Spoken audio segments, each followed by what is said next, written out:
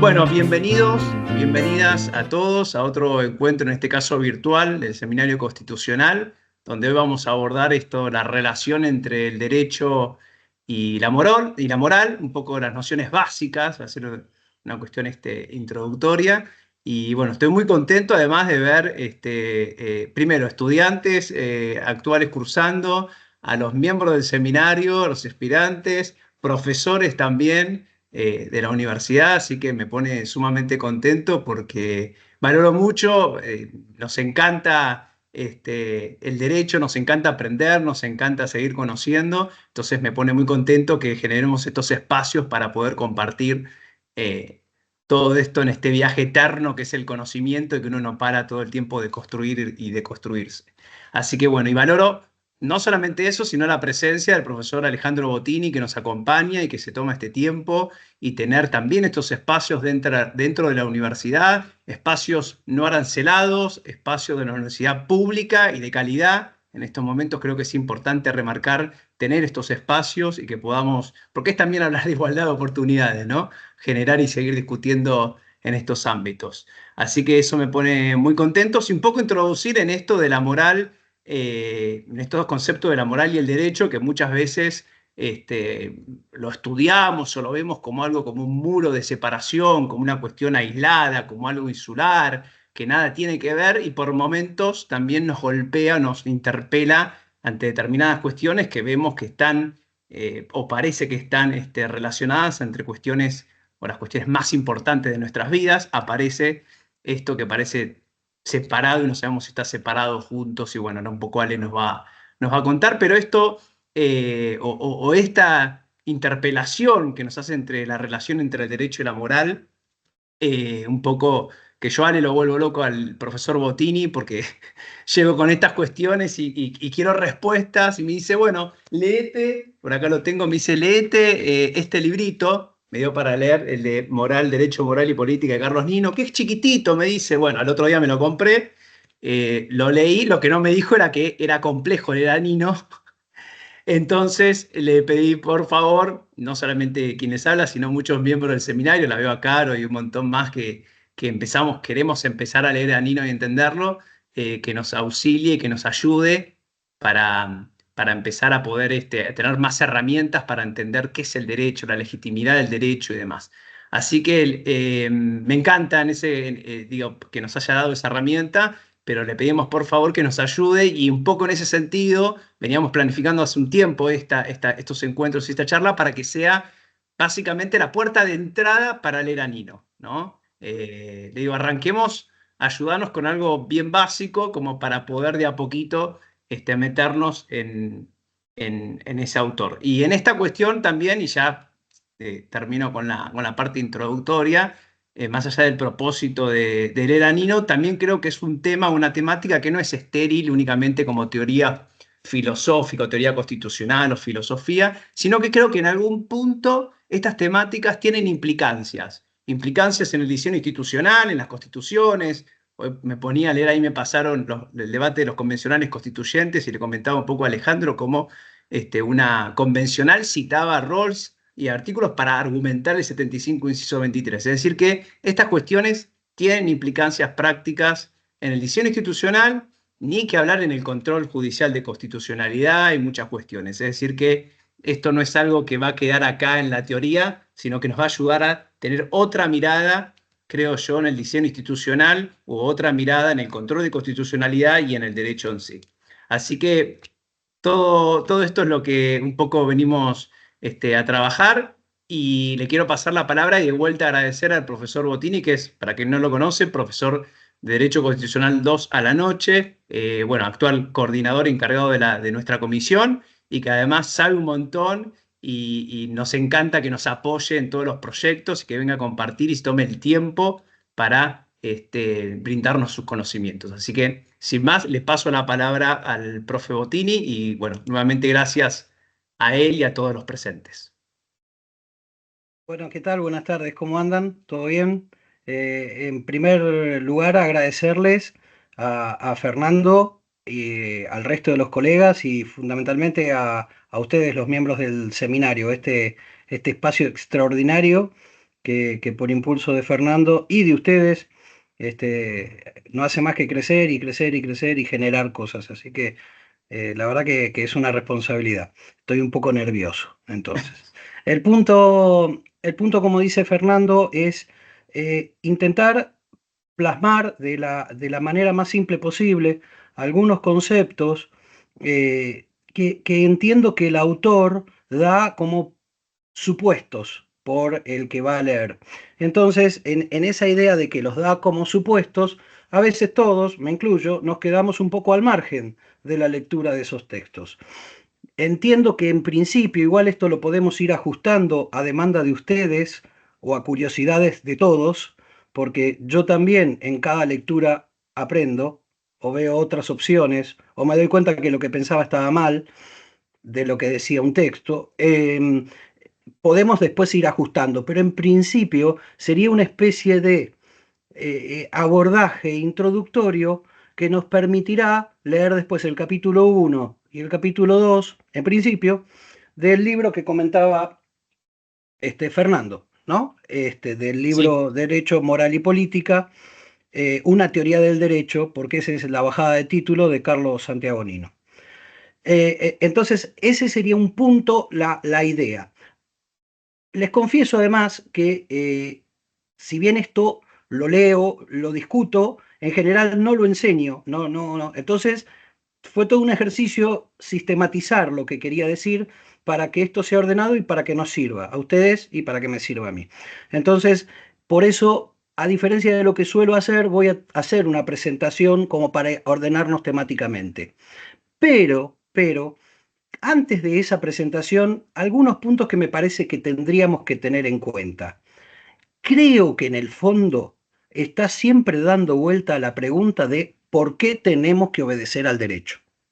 Esta es la pregunta. ¿Por qué tenemos que obedecer al derecho?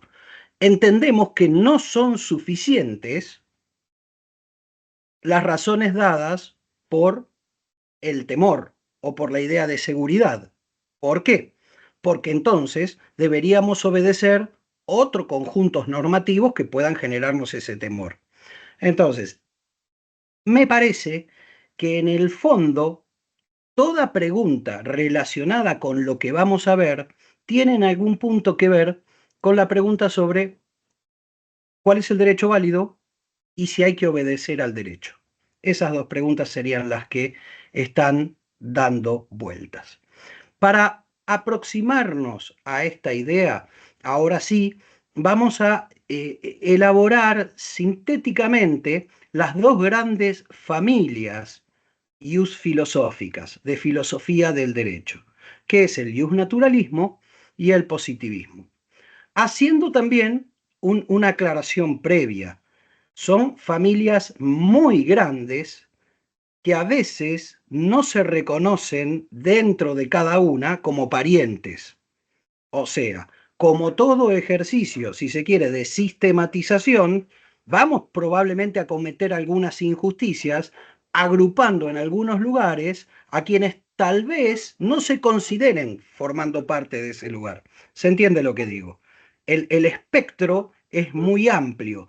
Como toda clasificación, si se quiere, hacemos un recorte más o menos arbitrario a los efectos pedagógicos. Y de esto se trata. Dicho esto, si les parece, ya arrancamos, ¿sí? Otro punto más, me estoy yendo en aclaraciones. Este, es un abordaje esquemático y sintético que probablemente nos permita después seguir leyendo a otros autores, a otros desarrollos y tal vez no solo a Nino. De hecho, pretendo en esta exposición este, hablar de otros autores y no solamente de Carlos Santiago Nino. ¿Se entiende? Entonces, Nino es el eje conductor, pero van a aparecer muchos clásicos de la filosofía del derecho. Muchos clásicos. Bueno, dicho esto, ahora sí, si les parece, arrancamos. Espérenme un segundito.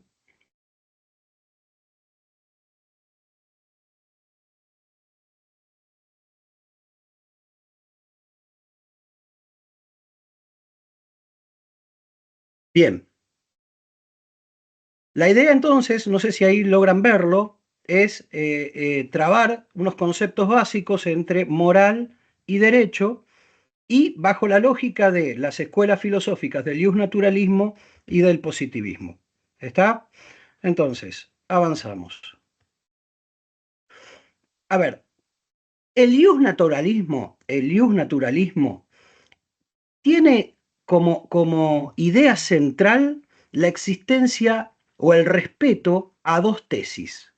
Una primer tesis de, si se quiere, filosofía ética, que dice que hay principios morales de justicia que son conocibles. Ojo que no estoy diciendo que son objetivos, porque después, si estudiamos esto, veremos que hay escuelas objetivistas y subjetivistas, pero no nos vamos a meter en ese campo. Sí que hay principios morales y de justicia que nosotros podemos conocer, a los que nosotros podemos acceder. ¿Está?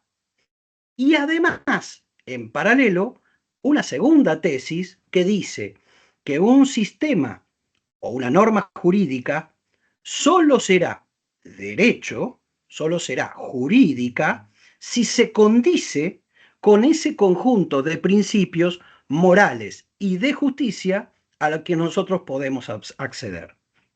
¿Está? Desde esta lógica, solo sería derecho un derecho que respete los derechos naturales. Solo sería derecho un derecho justo. ¿Ok?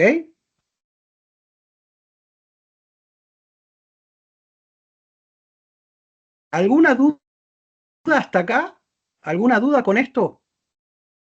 En el naturalismo, el análisis, la verificación del ajuste entre una norma y principios morales se da antes de calificar a esa norma como orden jurídico. ¿Está? ¿Sí? ¿Claro, seguro? Bien, ¿de dónde vienen esos principios y cómo hago para conocerlos? Es producto de otra discusión. Pero sí podemos establecer, si se quiere, una síntesis de las escuelas del justnaturalismo. Básicamente, dentro del justnaturalismo hay un justnaturalismo teológico que dice que los principios morales y de justicia provienen de lo divino. Hay un justnaturalismo, o hay justnaturalismo racionalistas, la idea de la razón humana, la estructura de la razón humana provee estos valores, si se quiere, externos, conocibles, o como dije en la filmina anterior, asequibles. ¿Está bien? Hay escuelas justnaturalistas historicistas. El devenir o el desarrollo de la historia humana es que el que provee esos principios universalmente válidos. ¿Está? Dentro del justnaturalismo teológico tenemos, por ejemplo, el tomismo, ¿no? La doctrina filosófica de Santo Tomás. ¿Está? Dentro de el racionalismo tenemos toda la escuela iluminista y en otro punto también lo que después en teoría política conocemos como el contractualismo. ¿Está? Acá hay un punto en donde empieza una primera alerta que después esto devendrá en crítica al naturalismo. Si entendemos que hay principios de justicia que son universalmente válidos, no estamos cayendo en la posibilidad de que aparezca una concepción absolutista de esa moral, o sea, de lo que es bueno. ¿Está? Este es un punto que también en otras discusiones después podremos introducir, pero me parecía importante marcarlo como una alerta ahora. El naturalismo puede tener dentro de, entre otros, dentro de su debilidad argumentativa, este temor. Guarda, si vos estás diciendo que hay principios morales de justicia que son objetivables, objetivos, ¿sí? No vendrá esto en una concepción de la moral absolutista que deje afuera a quien no tenga esta concepción moral, y esto no puede, en definitiva, traducirse en comportamientos autoritarios. ¿Está? Entonces, esto, a ver, lo dejo abierto porque es un problema. Por otro lado, vamos a presentar a la otra gran escuela, que es el positivismo. Muchos, como el positivismo es tan amplio, hay tantos autores positivistas, el positivismo a veces nos da, como si se quiere, la tentación de definirlo por la negativa. ¿Qué es el positivismo? Todo lo que no es naturalismo. Y esto es un problema, no conviene definir por la negativa. Sí podemos señalar que entre las premisas del positivismo, o por lo menos que comparten las distintas escuelas positivistas, está que el derecho es un fenómeno social, ¿sí? Hay un autor positivista que se llama Hart, que dice es una práctica social, pero no importa, es un fenómeno social que puede ser observado y descrito por un observador externo sin necesidad de recurrir a consideraciones morales. Por ende, para el positivismo no existe una conexión necesaria entre el derecho y la moral. Volviendo al tema, si yo, recuerdan cuando dije naturalismo, dije una norma para calificarla como jurídica, tengo que evaluar primero si es moral o no, o sea, si se condice con el ideal de justicia. Para el positivismo, la identificación de un ordenamiento jurídico pasa por otros elementos, pero no por la calificación moral, por lo menos en tanto ser necesaria esa calificación para definirlo como orden jurídico. ¿Está? Entonces, para el naturalismo, un orden jurídico injusto no es un orden jurídico, no es derecho. Para el positivismo, definir un orden jurídico no requiere a priori establecer una relación con una concepción moral. ¿Estamos? Hago un alto porque creo que dije demasiado por ahí. ¿Cómo estamos hasta acá? ¿Se entiende esto? ¿Sí? ¿Está? ¿Seguro? Bien. Vean lo siguiente, escuchen lo siguiente. ¿Con qué a priori no debemos confundir el positivismo? ¿Está? Volvamos a las dos premisas del naturalismo. El naturalismo dice que hay valores conocibles, universales. ¿Está bien? Y que un orden jurídico solo será derecho si un orden normativo solo será jurídico y derecho si respeta esos valores. ¿Estamos? Muchas veces tenemos la tentación de confundir al positivismo con el escepticismo ético, es decir, con las escuelas que entienden que es imposible conocer objetivamente los valores morales. ¿Está? Y esto no necesariamente es positivismo. Hay positivistas que no son escépticos éticos. Vuelvo a la presentación para aclarar lo que creo que ahí está mejor.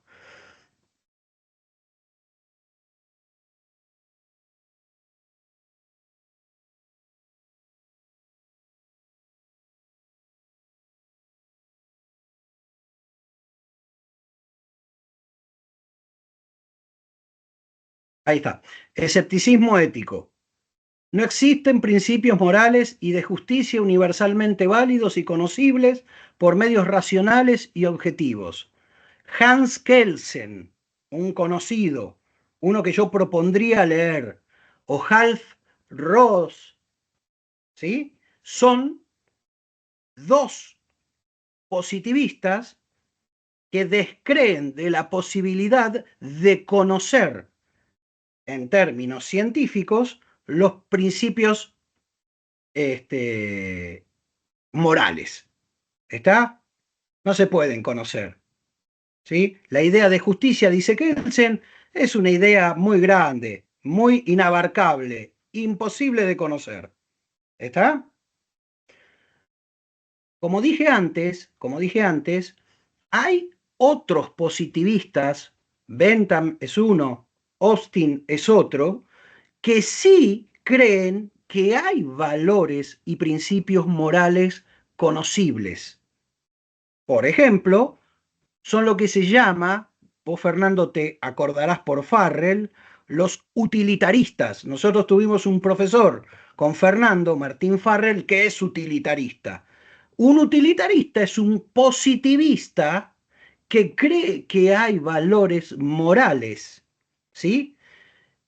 Básicamente cuando existe maximización de determinado valor, por ejemplo, la felicidad. Una conducta es moralmente correcta cuando contribuye a incrementar la felicidad del mayor número de gente. Este es un tipo de utilitarismo, el que entiende que una conducta es buena moralmente, correcta moralmente, cuando aumenta el nivel de felicidad del mayor número de gente posible. ¿Está? Pero estos dos autores, como Farrell en su momento, siendo utilitaristas, creyendo que existen afuera valores morales conocibles y universales, no dejan de ser positivistas. ¿Por qué? Porque aún entendiendo que existen estos valores morales, no los creen imprescindibles para calificar a un ordenamiento jurídico, a un orden normativo, perdón, de jurídico, a un orden normativo de derecho. Por eso sintetizo, no es correcto identificar el positivismo jurídico con el escepticismo ético. Hay positivistas que consideran que pueden existir normas moralmente correctas, aunque no las usen para calificar a un orden normativo como jurídico. ¿Estamos hasta acá más o menos? ¿Sí? Hay un problema en todo esto y si se quiere es la peor propaganda que tiene el positivismo. El positivismo o al positivismo se lo ha acusado de ser la filosofía del derecho que permite justificar regímenes de fuerza, regímenes totalitarios, que permite justificar actos aberrantes hechos en nombre del derecho. ¿Sí? Esto que se denomina positivismo ideológico, pero también es llamado cuasi-positivismo o directamente actitud perversa, en algún punto, bajo la lógica positivista, esconde un apego a una moral que establece que todo derecho vigente debe ser aplicado independientemente de su origen e independientemente de su justicia. Voy a tratar de ser un poco más claro. El positivismo dice que el derecho es algo que puede ser descripto, que es un fenómeno social o una práctica social que puede ser descripta sin apelar a consideraciones morales. Eso dice el positivismo jurídico, por llamarlo de alguna manera. El positivismo ideológico va más allá y establece que cualquiera sea el contenido de las normas de derecho positivo, este tiene validez o fuerza obligatoria, independientemente de ese contenido y por lo tanto debe ser aplicado por los jueces y obedecido por los súbditos, por las personas. ¿Está?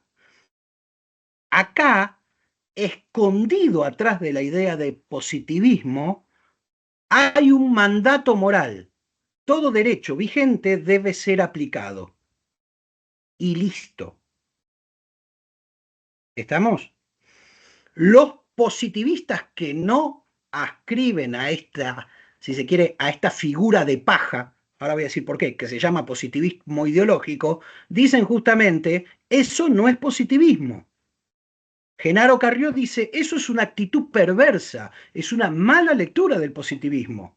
Alf Ross lo denomina, esto es cuasi positivismo, pero no es positivismo, porque en el fondo hay un precepto moral dentro de la identificación del orden jurídico vigente, que es sí o sí aplicarlo.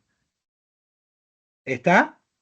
Entonces, probablemente sí, el positivismo ideológico sirva para justificar cualquier régimen de fuerza, pero también lo cierto es que como regla general, la casi totalidad de los autores que podemos agrupar en el positivismo, ninguno es positivista ideológico.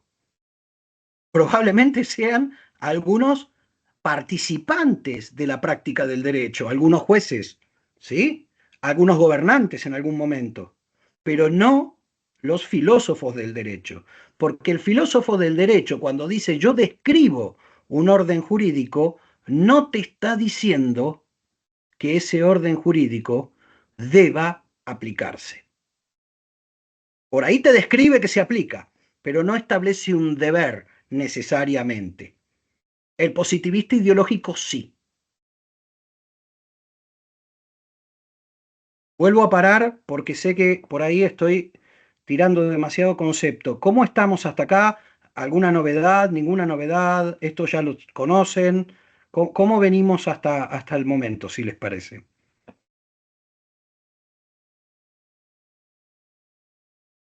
Perdón que Profe, me yo meta, tengo Ale, eso iba a una... decir, que abran los micrófonos y no tengan vergüenza y participen. Si les parece, ¿no?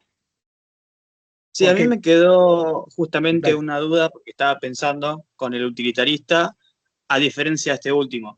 O sea, el primero cree que hay como, que existe como ciertos valores que tienen, por así decirlo de una manera, cierta jerarquía, pero para conformar un ordenamiento jurídico no lo aplica, a diferencia del positivista ideológico que te dice que sí o sí hay que aplicarlo. ¿Entendí no eso? es un tema de aplicar, no es un tema de Bien, aplicar necesariamente, es un tema de reconocimiento.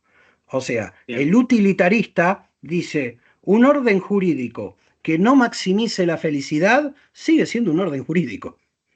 ¿Está? ¿Está? Sí, Y un naturalista te dice,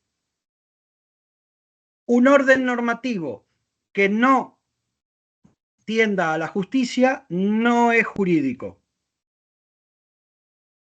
Y un positivista te dice, y un positivista ideológico te dice, todo orden jurídico vigente debe aplicarse. bien. ¿Se Listo, entiende? está. A Gracias. ver, en una síntesis extrema, pero creo que no tan lejana de la verdad, ¿se entiende, Jorge Agustín? Sí, ahí lo pude seguir un poquito más. Muchas gracias, profe.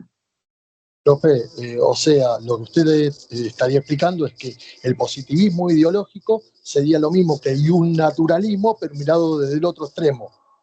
Crea un derecho como norma moral.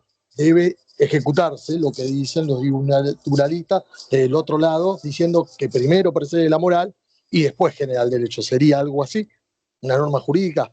A ver, no diría que es lo mismo que el naturalismo, pero es verdad que disfrazado en esta idea de todo orden jurídico vigente es válido y debe aplicarse, y listo, hay una especie sin entrar en consideraciones, en otras consideraciones, hay una especie de deber moral que aparece escondido, Sí, sí, escondido, o sea, el positivista ideológico disfraza la moral, ¿está?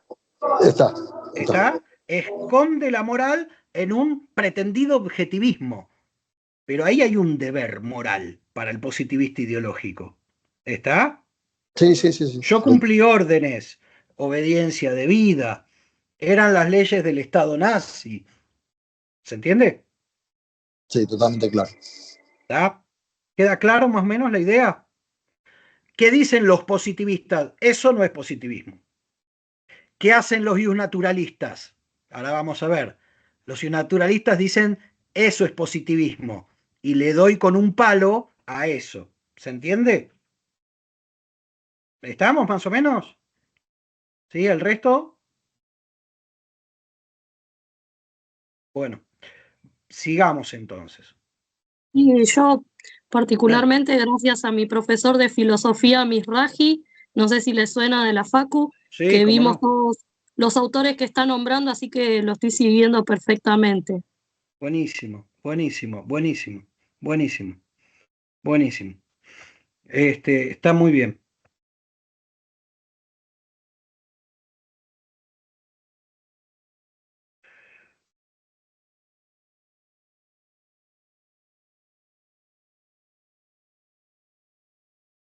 Ya estoy, espérenme. Bueno, a ver, acá aparece ya lo que sería una introducción a Nino, tal vez no del texto que vamos a leer, pero sí que nos da un adelanto, si vamos a leerlo, ¿no? Nino habla de que los positivistas que no son positivistas ideológicos, o sea, los positivistas jurídicos, los agrupa bajo la idea de positivismo metodológico o conceptual.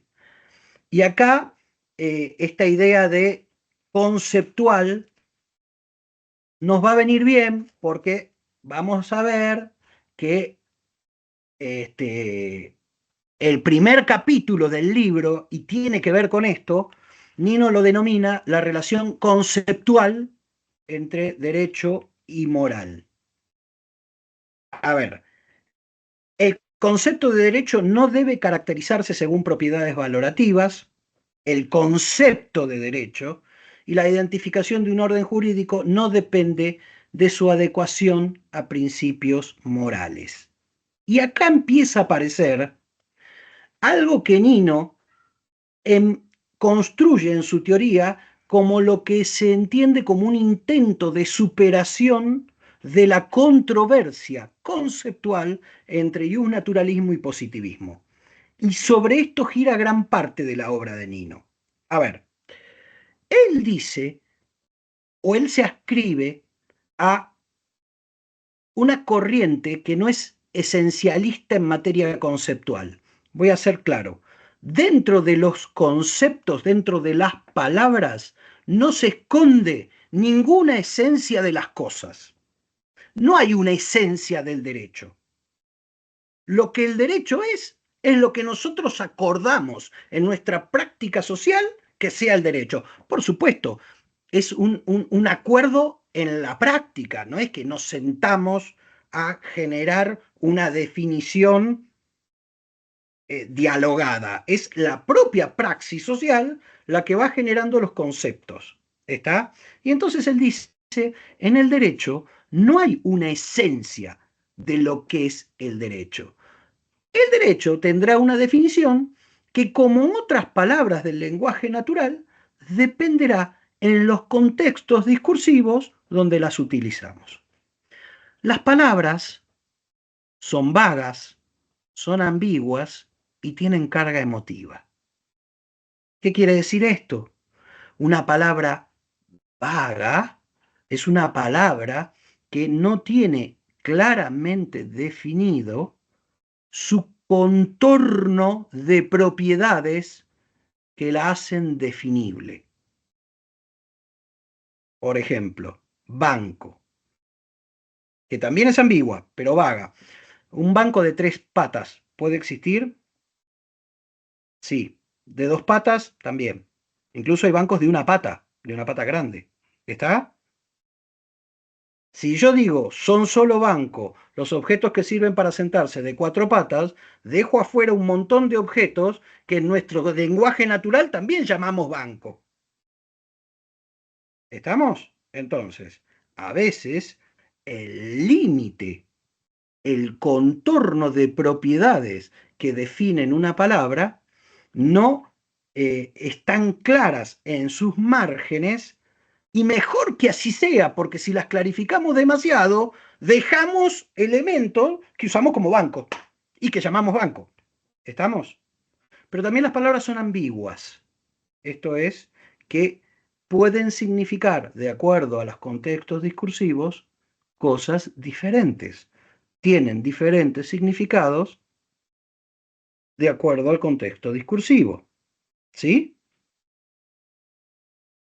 Fui al banco a depositar un cheque, me cansé haciendo la cola y me senté en un banco, dentro del banco.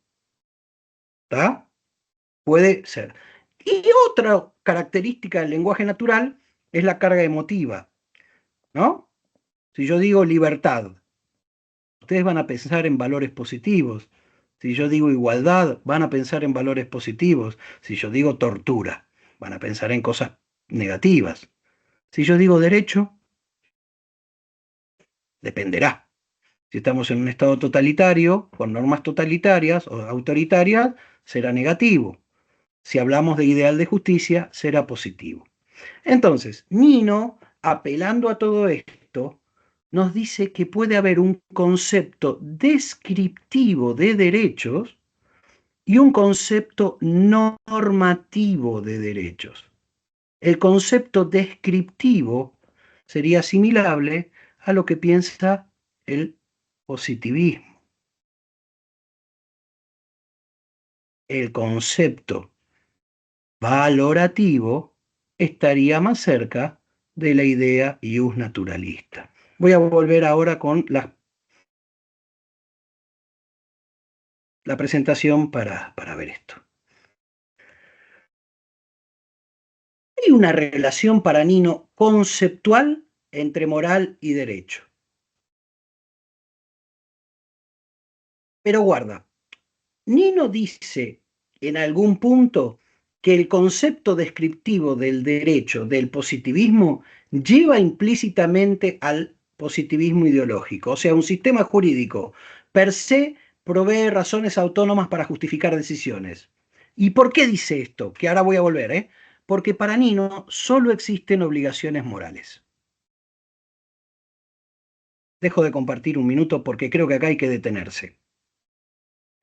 Y esto generó un gran debate entre Nino y Genaro Carrió, que fue otro filósofo del derecho, primer presidente de la Corte Suprema recuperada la democracia. Además, una figura extraordinaria del derecho argentino. Nino termina concluyendo que el derecho, la descripción del derecho, no provee razones para actuar. No nos da fundamento moral para respetar al derecho, para, sí, respetar el derecho, para seguir al derecho. El derecho necesita de una norma moral que valide ese derecho y por lo tanto que me dé razones autónomas para acogerme a ese derecho, para actuar conforme a derecho. El orden jurídico y su existencia para Nino, el orden jurídico y su existencia no da razones para actuar conforme a esas normas jurídicas si no existe una obligación moral anterior. Haciendo un paréntesis, ¿por qué respetamos la Constitución? Porque se trata de esto, ¿por qué respetamos la Constitución? Cuando respondemos porque la Constitución lo dice, estamos cayendo en una brutal inconsistencia lógica. ¿Está? Nino dice de los deberes jurídicos. O los deberes jurídicos no son suficientes para justificar el ajuste a un orden jurídico. Necesitamos deberes morales. El deber moral es el que me termina de proporcionar la justificación última de que yo respete un orden jurídico. Creo que ahí lo dije claro. ¿Está?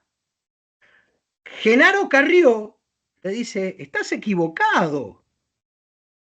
Hay deberes autónomos de lo moral, que son deberes jurídicos. Y Nino le dice, no. Puede haber una concatenación de deberes jurídicos, pero en algún punto tiene que haber un deber moral de acatamiento a ese orden jurídico, que prevalezca por sobre injusticias relativas de ese orden jurídico. ¿Estamos más o menos? Esto no pretendo agotarlo hoy ni de casualidad. ¿Está? Vuelvo al principio. Nino termina diciendo, todo positivismo, aún el conceptual, cuando no se vale de razones morales, termina siendo un positivismo ideológico. ¿Por qué? Porque para respetar un orden jurídico debo entender lo válido, y para entender lo válido tengo que hacer un análisis moral en algún momento. La concatenación positiva en algún momento se corta. ¿Estamos? ¿Se entiende?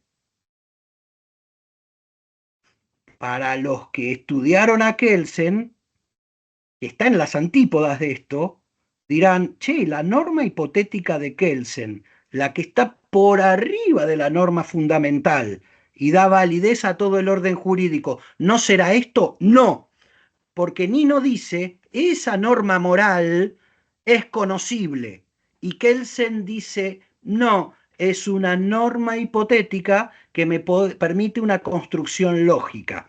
Pero como ya vimos, Kelsen entiende que no hay valores morales. Es una norma hipotética. Nino va a decir, que es otro punto, no nos vamos a meter, nosotros podemos conocer esas normas morales. ¿Estamos?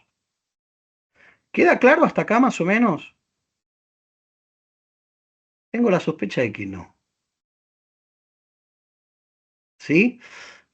Vamos a cerrar rápidamente porque sé que se tienen que ir a dar clase. Vamos a cerrar con dos cosas y lo dejamos abierto para seguir pensándolo. A las preguntas y a seguir pensándolo, si les parece. ¿Está bien? Voy a introducir dos conceptos más que son tremendamente necesarios. Y son conceptos que introduce Hart. Hart, cuando escribe una obra que es tremenda, que la tengo por ahí, bueno, no la tengo, que se llama El concepto de derecho, que está traducida al español por Genaro Carrió. O sea, esa obra de Hart, que se llama El concepto de derecho, fue traducida al español y es la que se usa en España, en México, en todos lados, por Genaro Carrió, que es el que debatía con Nino, ¿no? Y el primer presidente de la Corte Democrática, ¿ok? 83-85, ¿no? Bueno, en Hart habla de punto de vista interno y punto de vista externo. Cuando un observador describe una práctica social, ¿sí? Describe una serie de conductas, de normas, de regularidades de esas conductas de los participantes de esa práctica. Si vos mañana tenés que ir a analizar el derecho canadiense, vas a ir a Canadá y vas a ver cómo se manejan los jueces, los gobernantes, los policías, todos los sujetos participantes de la práctica del derecho canadiense. ¿Se entiende? Eso lo llama Hart el punto de vista externo. En tanto, el punto de vista interno sería cómo participan los integrantes de esa práctica social en esa práctica social y qué creen esos integrantes en relación a esa práctica social. O sea, ¿por qué la creen obligatoria? ¿Está? ¿Está? Ahora van a ver por qué digo esto. Y tiene una razón de ser.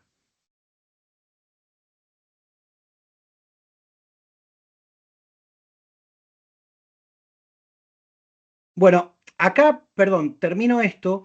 Para Nino no hay una respuesta a si hay una relación conceptual entre derecho y moral. O sea, Nino dice, dejemos de discutir, por eso él habla de un intento de superación, ¿sí? No existe un concepto verdadero del derecho, depende del contexto discursivo identificaremos que ese hablante habla de derecho como no conjunto de normas jurídicas o que ese hablante habla de derecho como normas jurídicas que me obligan para actuar, o sea, que me generan una obligación moral. ¿Está? Entonces, para Nino, y este si se quiere es el primer capítulo de ese librito, no hay una relación conceptual entre moral y derecho. O mejor, no tenemos respuesta a si hay una relación conceptual, de concepto. O sea, no me sirve buscar un concepto absoluto de derecho. Derecho dependerá del contexto discursivo en donde se aplique. En algunos casos importará una valoración moral, un deber ser, y en otros contextos discursivos estaremos en presencia de alguien que solo lo usa como un ser, como la descripción de algo. Ahora, entendamos algo. Nino y muchos otros autores dicen que los deberes, el deber ser, nunca se infiere del ser. El deber ser se infiere de otro deber ser. ¿Estamos? Porque si vos crees que del ser se infieren deberes, sos positivista ideológico. ¿Está? ¿Por qué respeto a la Constitución? Porque está vigente. O porque si no la aplican, si no la respeto, me pegan un garrote en la cabeza. Eso es positivismo ideológico. ¿Sí?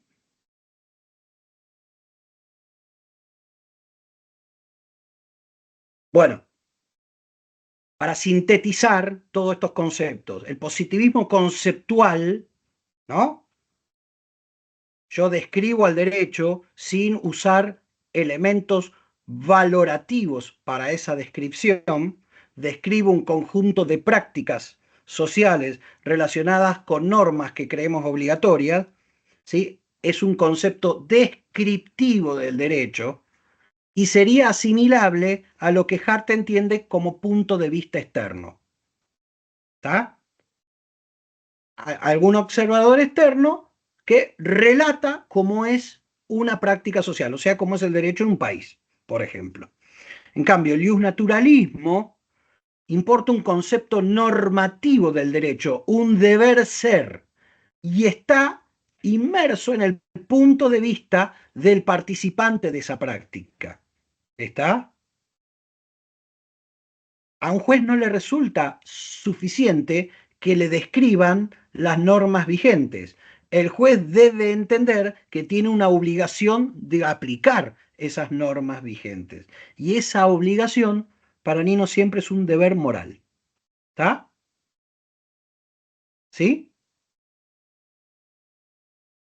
Ahora, y acá viene para relativizar, porque esto no se acaba acá, esto se hará más complicado a futuro, para que exista un observador externo, para que exista la posibilidad de alguien que observe el punto de vista externo de una práctica social como el derecho, tiene que haber participantes, ¿sí?, que adopten el punto de vista interno. Y acá nos va a dos preguntas. ¿Qué tan buena observación de una práctica social tendremos si no adoptamos también el punto de vista interno? ¿Está? ¿Sí? Un positivista te va a decir, un antropólogo, cuando va a estudiar una tribu de África, describe las prácticas de esa tribu, pero no necesariamente adopta el punto de vista interno de esa tribu. ¿Está? El positivista te dirá, esta distinción se puede hacer. Como preguntas finales o como puntos finales, intentando sintetizar para seguir avanzando más adelante. De la vigencia de una regla no podemos derivar sin más razones para hacer lo que la regla prescribe. De la vigencia de una regla, no, o sea, de que una regla sea, no podemos derivar un deber ser. El otro es un principio moral, el que le da validez al origen de una norma positiva. ¿Sí? Y por último, reconocer que las normas jurídicas se apoyan en razones morales no implica que la aplicación de cada norma dependerá de cuestiones valorativas de los agentes, pues existen razones morales de seguridad que hacen que aceptemos normas no totalmente justas si su origen es legítimo. Esto me permite entender que un orden jurídico vigente puede ser presumido de válido si, por ejemplo, tiene su origen en un proceso de deliberación democrática. Y este es el salto que después va a hacer Nino. La democracia, como sucedánea de la discusión moral, la democracia como sucedánea de la discusión moral, y la democracia como la fórmula para entender cuáles son esos principios morales que justifican el orden jurídico. El silencio. Voy a romper un poco, la verdad que me llevo toda esta información eh, y me dejas pensando, creo que más de cuando entrar a charla, más preguntas, no sé el resto, tranquilo puede opinar, pero entonces Nino no, o sea, como no cierra en algún punto, no puedo sostener que es y un naturalista, ni tampoco y un positivista, pero hay una mezcla de ahí, ¿no? Que se da entre. Porque vos decís, bueno, ¿qué es lo que le da validez al derecho? Y para Nino sí existen ciertos valores morales que le tienen que dar validez, pero no necesariamente, ¿no? Sí, ¿por qué no necesariamente? No, porque después entiendo con esta lógica que él, después vos sacás el valor valorativo, bueno, también es un valor valorativo decir, bueno, pero también es de acuerdo, obedezco esa norma, no tanto tampoco por moral, sino por la legitimidad de cómo fue, por ejemplo, sancionada. Si Pero eso es tuvo una una razón moral. Al final termina siendo una razón moral. que respetamos en base a si hubo, digamos lo que viene a ser, respeto a la norma, porque en definitiva, no sé, supongamos, fue democráticamente A ver, sancionada por nosotros mismos en algún punto, ¿no? en realidad es más largo. ¿Cómo accedo a el conocimiento, a la verdad moral? ¿Cómo accedo? O sea, una sola persona craneando, Rawls. Un conjunto de personas deliberando y nada más, Habermas. Un conjunto de personas deliberando, pero a veces yo individualmente puedo tener más razón que el conjunto de personas deliberando, Nino. ¿Entienden? ¿Cómo accedo a esa verdad moral? ¿Está?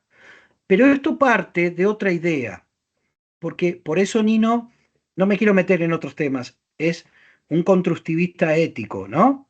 Él entiende que de una práctica de la que todos participamos, podemos inferir los valores comunes que hacen esa práctica. Y esos valores son los que conforman, esos presupuestos de la práctica deliberativa de la modernidad, son los que conforman esos valores morales o de los que derivo esos principios. ¿Está? Buenísimo, Que sí, será sí, otra, será autonomía, inviolabilidad y dignidad. Pero eso ya es otro punto. Está, Nino se mete ahí, pero por ahí hoy nos convenía dar ese salto, hoy convenía ver que no hay una relación conceptual entre moral y derecho, pero sí, Nino te va a decir, capítulo 2, hay una relación justificatoria entre moral y derecho. ok.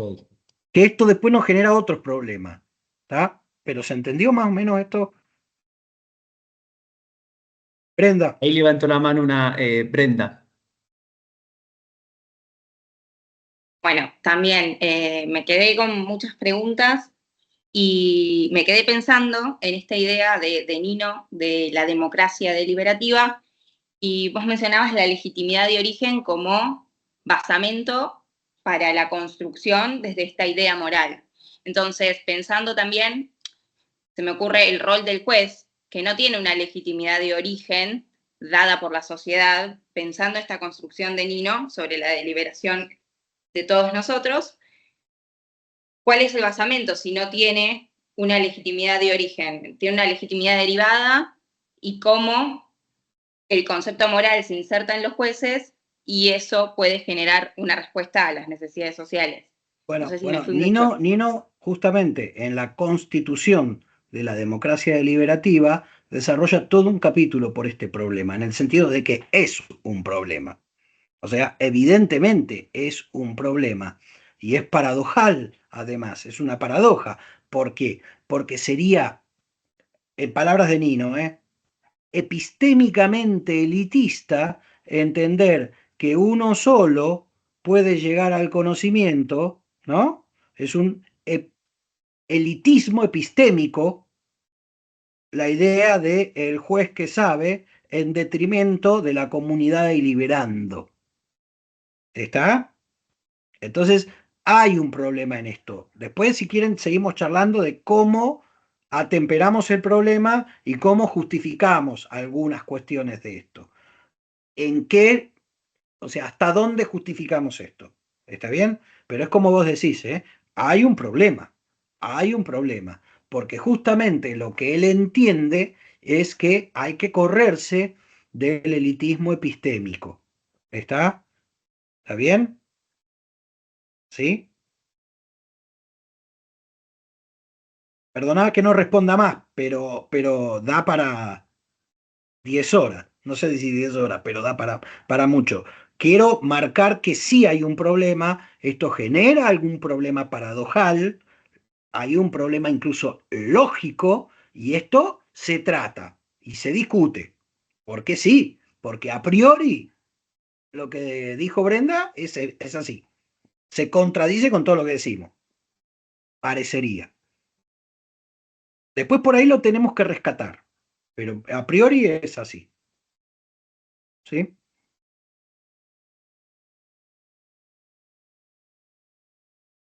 Yo le agradezco, la verdad que es muy enriquecedor todo lo que estuvo exponiendo, resumió muy claramente y la verdad que en poquito tiempo un montón, que por ahí lo podemos ver en Filosofía del Derecho en todo un cuatrimestre, la verdad que excelente profesor y bueno, más que agradecerle el tiempo y la deferencia que nos dedica cada uno de nosotros y bueno, estaría bueno sí seguir profundizando como usted nos propone porque nunca viene de más el conocimiento.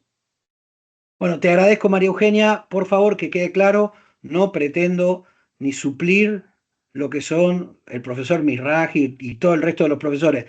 Entiendan, para que nos quede a todos muy claro, lo que estamos haciendo es en algunos casos un refresco, en algunos casos no, porque depende de qué comisión, ¿no? Pero un refresco de conceptos que nos permitan más o menos arrancar juntos a la lectura de un texto que trata sobre esto. ¿Está? Este era el objetivo de esta reunión. ¿Estamos? Yo personalmente lo sorprenderá, pero tengo más para pensar que para decir. No tengo nada para decir. Me quedo con muchas cosas para pensar. Yo les propongo, yo no sé si es el mejor texto, pero bueno, ya arrancamos por este.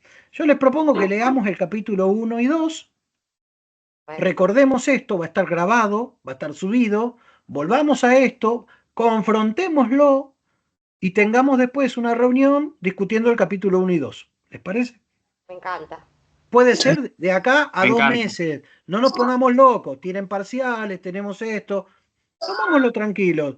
Está Fernando ahí, determinará él cuando hacemos esa reunión después de leer capítulo 1 y 2. Los dos. ¿Ok?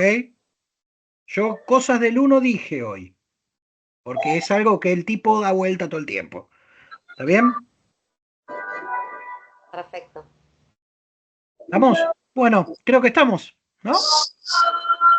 Bueno, yo quiero para antes de cerrar, digo, tranquilos igual con la información, creo que está bueno, el conocimiento, como siempre digo, capa sobre capa, los conceptos, el PowerPoint, te lo voy a recontra pedir, Ale, creo que lo compartiste. Lo pasé. Ah, genial, porque creo que después, digo, pegarle una leída al Power, volver a mirar, es lo que pienso hacer yo, volver a leer, ver el video y volver a leer a los capítulos de Nino, como digo, ya tener una definición y ciertos conceptos para seguir dando vuelta con esto, pero no a desesperarse. Iniciemos un proceso y como todo proceso vamos aprendiendo juntos. Alguien levantó la mano, Jorge. amarilla. Dale, Agus. Hola, ¿cómo está? Muy buenas tardes. Bueno, ¿qué puedo decir? La verdad que me revivió un recuerdo cuando nombró a Hart, porque Esteban Mizrahi lo recomienda mucho, y yo en ese momento cuando lo leí, o por lo menos lo que pasó de él, es como muy complejo un poco seguirlo cuando sos un estudiante que está recién arrancando la carrera. Pero así que no sabes cómo me alegra que Mizrahi dé Hart. Yo no sabía esto. Sí. Y me alegra mucho, porque Hart está buenísimo también. Sí, sí.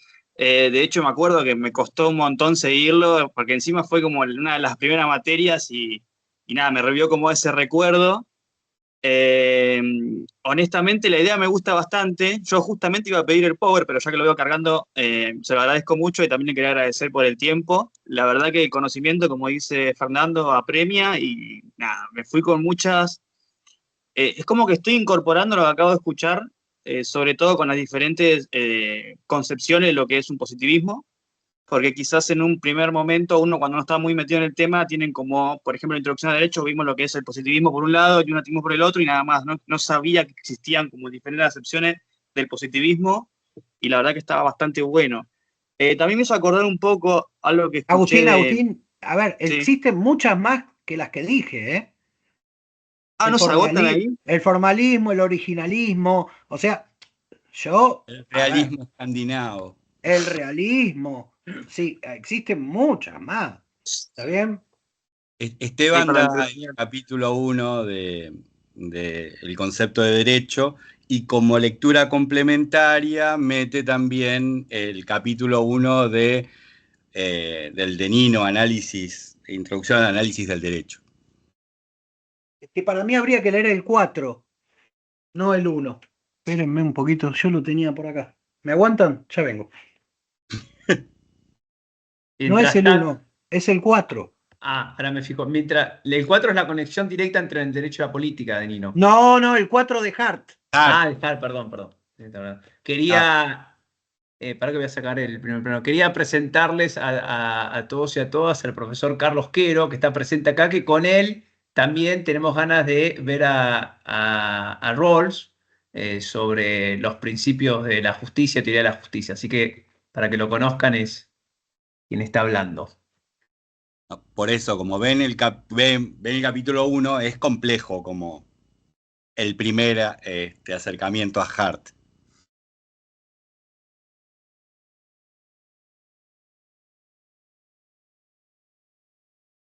No, el 5. Yo recomiendo, si tienen a Hart, arranquen por el 5. El derecho como unión de reglas primarias y secundarias. Se los recomiendo, ¿eh? Si les fue difícil el 1, ni lean el 1, ni el 2, ni el 3, ni el 4. Lean el 5. Es más leíble. Es mucho más leíble. Y a veces sintetiza lo que dice antes, lo repite. ¿Ok? Si tienen ganas de leer a Hart, tampoco es. Pero...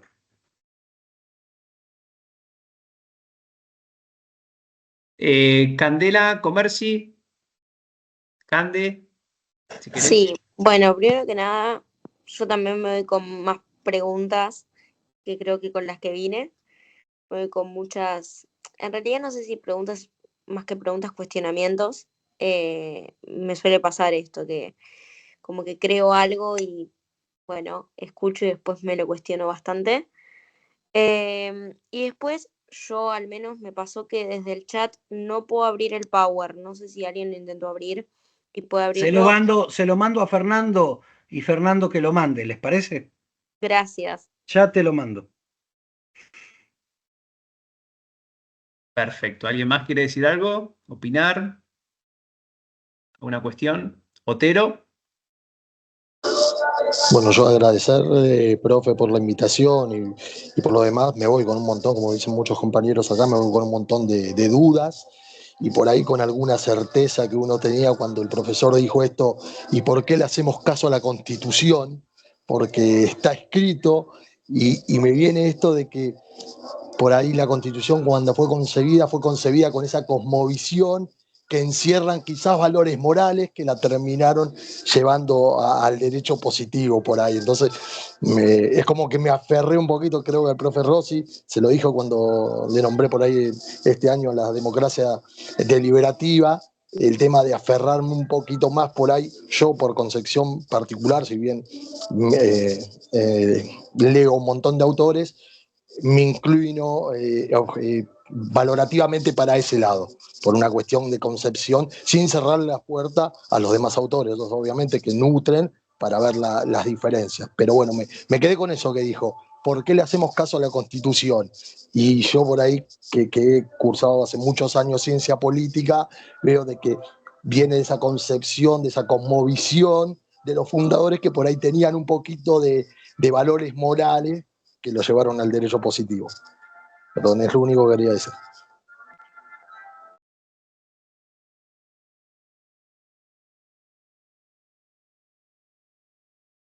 Ale, no sé si querés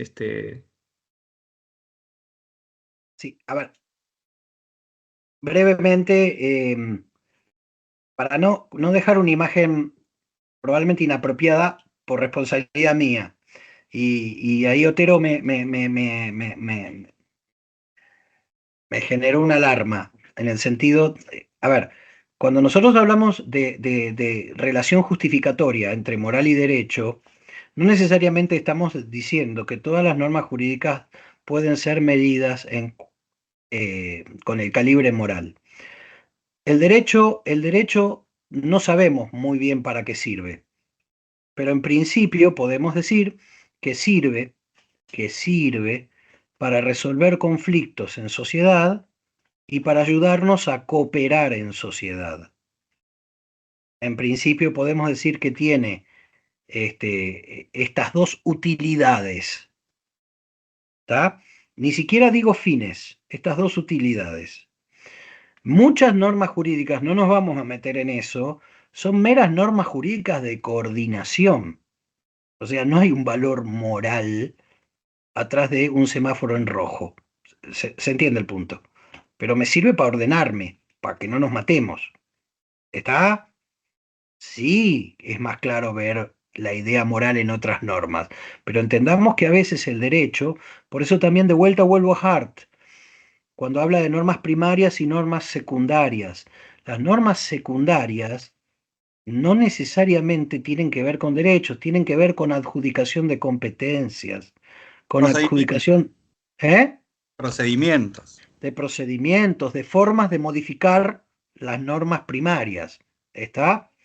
Entonces, nada, lo que quiero decir es, entendamos esta idea de validez moral del orden jurídico, pero no lo traduzcamos necesariamente como que cada norma jurídica responde en el fondo a un valor moral. ¿Está? Responde todo el orden jurídico. ¿Se entiende lo que quiero decir? ¿Está? En el fondo sí hay un valor en todo el orden jurídico, pero repito, en que tengamos que firmar a la derecha o a la izquierda, o que se firme, ahí moral no hay nada. ¿Está? ¿Está bien? En la atribución de competencias tampoco. ¿Estamos? Más que claro. Bueno. Carlos, ¿algo para agregar? Acá. Toda esta discusión, si ustedes van a los manuales de derechos humanos, van a ver que cuando empiezan hablando del fundamento de los derechos humanos, es toda esta discusión. Porque precisamente había que escapar de una u otra forma de dónde, qué es el fundamento que encontramos para que los derechos humanos, originariamente era el naturalismo racionalista, pero después eso fue cambiando. Y Nino busca esta alternativa ya desde ética y derechos humanos, encontrando un fundamento que sea moral, pero no proveniente de una moral del justnaturalismo racionalista, ni del utilitarismo. Ni del utilitarismo. Por eso yo diría que es justnaturalista, Fer. Yo pensé que no, pero me parece que es justnaturalista, Nino. Igual sigámoslo discutiendo. Perdón, discutiendo. me quedó en esto último que dijo el profesor, o sea, lo que está detrás de la relación entre moral y derecho para Nino, o sea, el valor justificativo tiene que ver con el valor epistémico de la democracia. Ese sería como el valor moral que hace obligatorio al derecho, que le da fuerza, digamos, legitimidad. Porque tiene que ver también con la idea de moral crítica y de moral social y de cómo llegamos al conocimiento moral. Cómo llegamos al conocimiento moral tiene que ver con esta discusión. En algún punto Nino entiende que la deliberación democrática es un sucedáneo, o sea, es lo mismo, por otros términos, que la deliberación moral. ¿Está? Que la discusión moral. ¿Se entiende el punto? Por supuesto, la discusión moral no tiene una finalización política. Lo que pasa es que ya me estoy adelantando. Me estoy adelantando, ¿no? A ver, digo para dejarlo bien abierto. Si en definitiva el derecho es un sucedáneo de la moral, o la democracia es una sucedánea de la deliberación moral, ¿para qué queremos democracia y para qué queremos derechos? ¿Está bien? Lo resolvemos todo moralmente y se acabó. Esta puede ser una crítica. Esta puede ser una crítica. Uno de los trabajos de Nino lo que va a hacer es buscar, no, igual es necesario el derecho y es necesario la política. ¿Está? No basta con la discusión moral. Es necesario el derecho, o en realidad efectivizamos la discusión moral a través del derecho y la política. También sería otra de las posibilidades. ¿Sí? El derecho le otorga, lo jurídico le otorga esa obligatoriedad necesaria para que no sea un caos. No sé, porque la moral es obligatoria también. Y también está sostenida por penalización, la inmoralidad. Hay una condena a la inmoralidad. Lo que no viene es una condena de órganos. ¿Ok? Pero hay una condena social. Har va a decir que no es definitorio de un orden normativo el castigo asociado al mismo. Y esto nos rompe otros esquemas, porque siempre asociamos derecho a fuerza, ¿no? A fuerza legítima, monopólica, ¿no? Bueno, hay 1000 ventanas Sí. para abrir, me parece, ¿no? Creo que... No te puedes imaginar. Y Carlos, el otro punto que me parece interesante, que no sé si lo ibas a desarrollar vos, Carlos, que es todo esto del constructivismo ético, ¿no? Porque en definitiva, esta idea de cómo derivamos de la práctica social, de la práctica, los valores que son presupuestos de esa práctica. ¿Está? Y esos valores sí son universales, por lo menos universales en los que formamos parte de esa práctica. O sea, los tributarios del iluminismo racionalista. Pero esto tiene que ser otra clase que la dará Carlos. ¿Eh?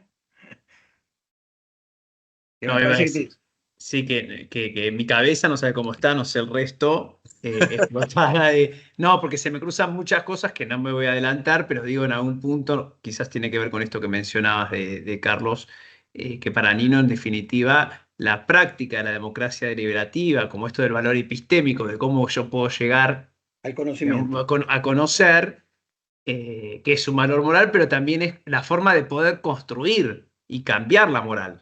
Entonces ahí hay un diálogo, me parece, o sea, como que entiendo como un sí, diálogo constante. totalmente, porque las preferencias no deben darse como dadas.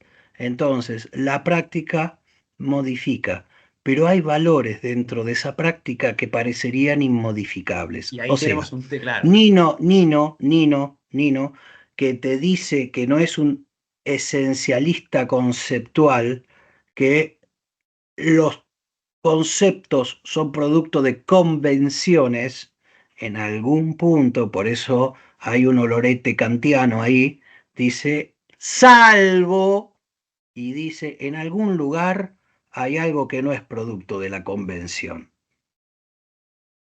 que no es, que es presupuesto. Y eso, pero no me voy a meter, no es justamente el derecho sí es producto de convención. ¿Estamos? A ver, todas las preferencias se pueden modificar en la práctica, pero hay cosas que no pueden modificarse porque si no, cambia la práctica. La práctica de la deliberación democrática a través de razones buscando la imparcialidad, de razones autoevidentes. Esa idea de la crítica, de entender, de la pretensión de universalidad, de entender las razones del otro, de intercambiar razones y criticarlas, la idea de cambiar de preferencias, de modificar razones, son esencias de la práctica. Eso no se puede cambiar. Por eso acá, bueno, no me voy a meter en otro lado, no importa, pero se entiende en algún punto esta idea. Hay presupuestos que hacen a la esencia de la práctica. Todo lo demás lo cambiamos, menos esos presupuestos que hacen a la esencia de la práctica. Si yo entiendo que vos sos un medio y no un fin, si yo entiendo que vos sos un sujeto sin dignidad, si yo entiendo que vos sos un sujeto violable, bueno, ahí estoy modificando, estoy en contra de principios que hacen a los presupuestos de la práctica. Esto me lleva, lo linkeo con Gargarella, con igualdad y libertad. Y como, claro, como pero presupuesto. Gargarella lo toma de todo esto. Gargarella es discípulo de esto. Sí. Claro. Ahí, perdón, creo que Ruiz quería decir algo y ya vamos cerrando que Sí, yo me tengo que ir, si obligaciones. no se nos... Pero ahí, Ruiz, ya lo cerramos, ¿eh? No nos quiere dejar sin hablar. ¿Cómo están? Buenas tardes. Buenas. Perdón, no estuve hablando en toda la llamada, estuve escuchando atenta a todo y me llevo un montón de cosas como para leer. Hay algo que noté y me llama la atención. El tema de la necesidad de normas morales para adecuarse al derecho. En nuestra actualidad entendemos que hay un montón de culturas con un montón de conceptos de la moral distintos. ¿Cómo podríamos hacer que estas culturas se puedan adecuar a una moral para estar dentro o adecuarse a lo que es el derecho? Siento que ahí chocaría un montón lo que nosotros podemos entender con lo que pueden entender otros. Totalmente, totalmente. Es un tema, es un problema. Es un problema de si se quiere, si se quiere, este concepto aún más profundo del multiculturalismo, ¿no? Y cómo podemos entender a los que están afuera de los que participan de esta práctica. Estamos hablando de una afuera esencial, ¿no? No una afuera meramente disidente, porque dentro de los que participamos de esta práctica, las disidencias también participan de esta práctica. ¿Se entiende? Es un problema lo que vos decís, porque habla de la universalización. En algún punto es lo que dijo Carlos sobre la universalidad de los derechos humanos y de dónde los colgamos. ¿Sí? Así que tu tema es un tema. Es un tema tremendo, fuerte. Es un punto. Es un punto. ¿Sí? Yo en chiste digo, yo soy imperialista. Yo soy imperialista en este aspecto de lo que es la práctica de la deliberación moral. ¿Está? Pero bueno, no se resuelve así. Está claro. Bueno, vamos a ir cerrando. No quiero abrir más porque encima Ruiz fue una excelente estudiante que se dedicó a exponer pueblos originarios con biografía de Silvina Ramírez, así que imagínate dónde podemos llegar. No, con tiene todo que ver con esto. eso, pero claramente lo Sí, que dijo sí, Irina tiene que ver con eso, con sí. pueblos originarios y con otras culturas radicalmente opuestas que se sostienen en otros valores, ¿no?